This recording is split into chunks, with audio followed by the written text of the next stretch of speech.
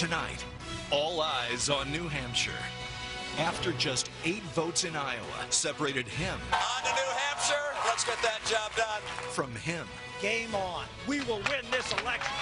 the game has changed. I have decided to stand aside. And now, everything is different. What do we need to do as a country to get back on the right track? Can anyone overtake Mitt Romney as he tries to close in and seal the nomination? Can Rick Santorum build on his stunning Iowa success? Is time running out for these candidates to catch the frontrunner, save their campaigns? We've got some tough decisions to make. We are going to take America back. Believe me, this momentum is going to continue. The voting has begun. The stakes couldn't be any higher. And tonight, we put them all to the test. So what's next? In this campaign season filled with so many dramatic surprises. Live from Manchester, New Hampshire and St. Anselm College in partnership with Yahoo News and WMUR-TV. This is the ABC News Republican Presidential Debate. Your voice, your vote. Now reporting, Diane Sawyer, George Stephanopoulos, and joining us tonight from New Hampshire's own WMUR, Political Director Josh McKelvin. And good evening to all of you. Welcome to St. Anselm College and the first debate of the year 2012. The voting is underway, and George, those 8 votes in Iowa reminded us on Tuesday every vote counts. No question about it. We are off and running. Great to be here with you, Josh. And now let's introduce the candidates. Former Governor John Huntsman, Texas Congressman Ron Paul, former Governor of Massachusetts Mitt Romney, former Senator from Pennsylvania Rick Santorum, the former Speaker of the House Newt Gingrich, and Texas Governor Rick Perry. And it is time to remind everyone again of the rules, which are pretty straightforward, and we remind you again they were negotiated and agreed to by the candidates themselves. So let's take you through them. 1-minute responses to the question, with 30 seconds for rebuttal, and we're showing everybody at home that the candidates will see green, and then when there's 15 seconds left, it will turn yellow and red when the time is up. Our audience was chosen by St. Anselm College and WMUR, and all of you at home can watch on abcnews.com and yahoo.com. You can even join the discussion by downloading Yahoo's Into Now app on your iPhone. You can pitch in your opinions during the debate. So let the debate begin, and Governor Romney, will begin with you. We just saw 200,000 new jobs created last month, and there are optimists who say this is the signal that this economy is finally turning around. Are you with those optimists? I'm an optimist, and I certainly hope it turns around. We have millions of people who've been suffering too long.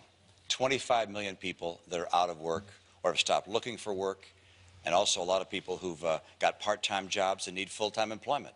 So it's very good news, and I hope we continue to see good news. But it's not thanks to President Obama. His policies have made the recession deeper, and his policies have made the recovery more tepid. As a result of everything from Obamacare to Dodd-Frank to a stimulus plan that was not as well directed as it should have been, to a whole host of new regulations that have been put on American businesses, he's made it harder for small entrepreneurs and big businesses to decide to invest in America and to grow jobs here.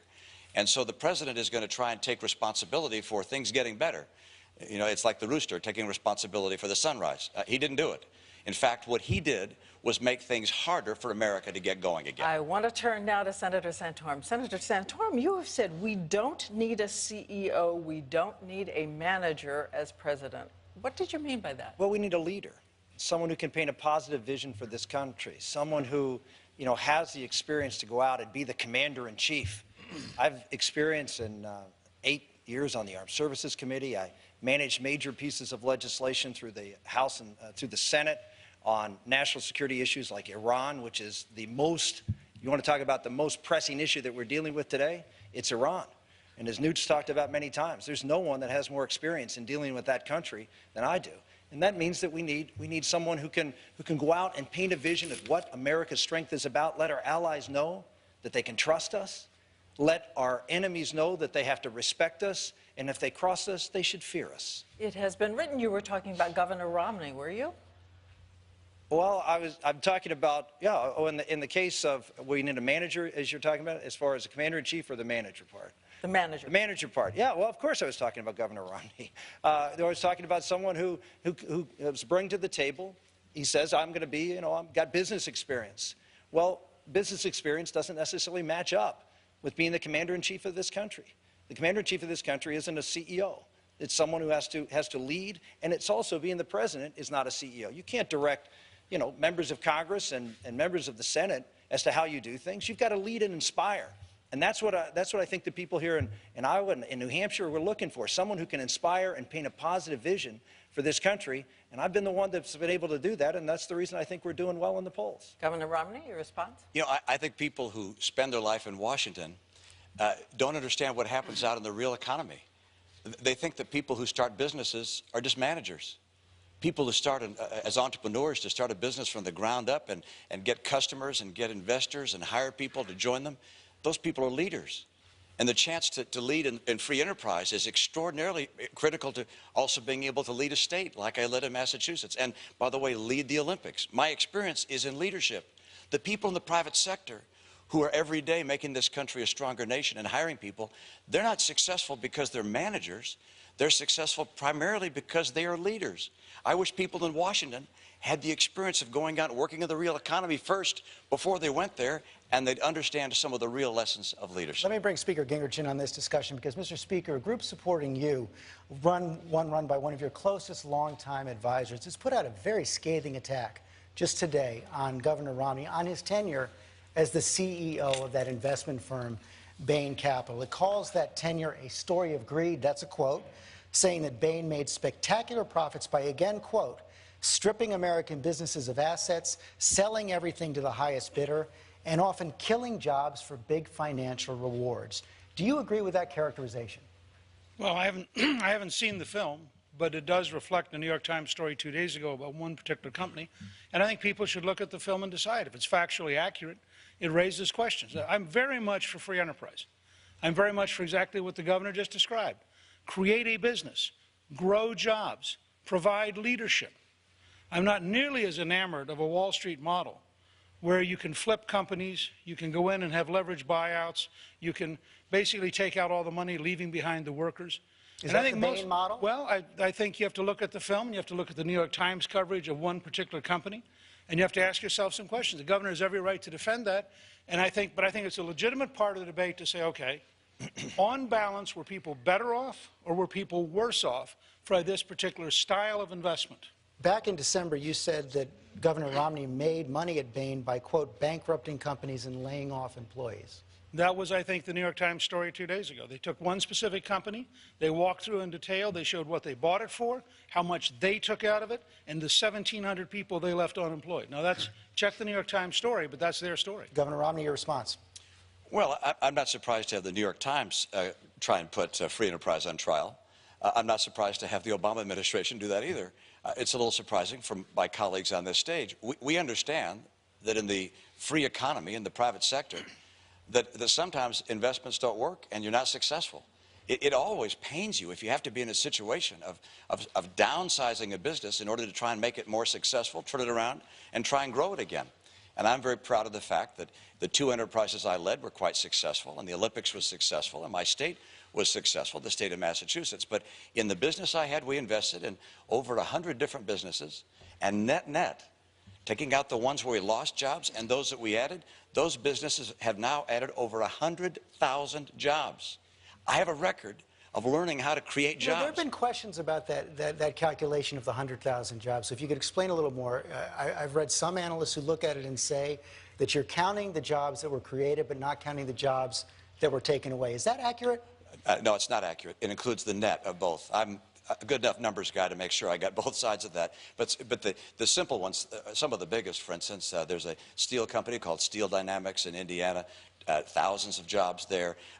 Bright Horizons Children's Centers, about 15,000 jobs there. Sports Authority, about 15,000 jobs there. Staples alone, 90,000 employed. That's a business that we helped start from the ground up. But that includes jobs that were created even after you left, correct? Oh, yes. Oh, yes. Those are businesses we started that continue to grow. And we're only a small part of that, by the way. We were investors to help get them going. But in some cases, businesses shrunk. We tried to help turn them around, sometimes successfully, sometimes not. But let's not forget, this is a free enterprise system. We don't need government to come in and tell us how to make businesses work. We need people with passion willing to take risk and help turn things around. And where that works, you create jobs. Let me bring Governor Huntsman in on this, because supporters of yours have also taken aim at this tenure, at Governor Romney's tenure at Bain Capital. And you know the Democrats are preparing to do it as well. So on balance, should Republicans worry about this attack? Is Governor Romney's record at Bain a weakness or a strength? Well, it's a part of his record, and therefore it's going to be talked about. And I think it's fair for the people of this nation to have a conversation about one's record. And Governor Romney can say whatever he wishes to say about it. I also have private sector experience. I combine a little bit of what Rick Santorum talked about and what Governor Romney has. I think it's a good balance. I come from manufacturing. People will find something in my record. But it's important for the people to look at everybody up here has a record that ought to be scrutinized. But it goes beyond the private sector. You know, I served as a governor. Mitt served as a governor.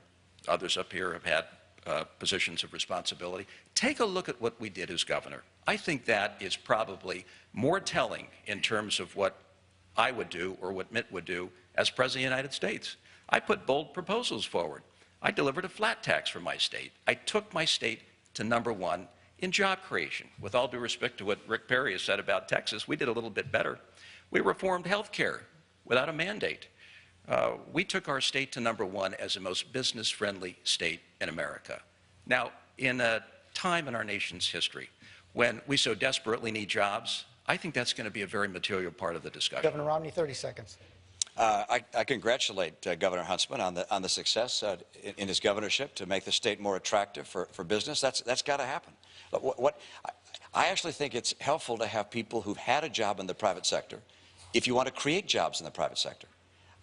We've had a lot of presidents over the years who have wonderful experience, and right now we have people whose backgrounds are in the governmental sector as well as the private sector. I think now, given what America is facing globally, given an economy that's changed its dynamics dramatically over the last 10 years, you need to have someone who understands how that economy works at a very close level if we're going to be able to post up against President Obama and establish a record that says this is different than a president who does not understand job creation. Congressman Paul, let's stay on the issue of records. You've got a new ad up in South Carolina taking direct aim at Senator Santorum. You call him a corporate lobbyist, a Washington insider with a record of betrayal. You also call him corrupt in that ad. Senator Santorum is standing right here. Are you willing to stand by those charges and explain them? Well, it was a quote. Somebody did make a survey, and I think he came out as one of the top corrupt individuals because he took so much money from the lobbyists. But really what the whole... There it goes again. They caught you not telling the truth, Ron. But what what really counts is his record. I mean, he's a big government, big spending individual because, you know, he preached the fact that he wanted a balanced budget amendment but voted to raise the debt to 5 times. So he is a big government person. And we as Republicans know something about right to work. He voted against right to work. He voted along with No Child Left Behind to double, you know, the size of the Department of Education. And he also voted for a prescription drug program. So he's a big government person, along with him being very associated with the lobbyists and taking a lot of funds. And also, where did he make his living afterwards? I mean, he became a high-powered lobbyist in Washington, D.C., and he's done quite well. We checked out Newt on his income. I think we ought to find out how much money he's made from the lobbyists as well.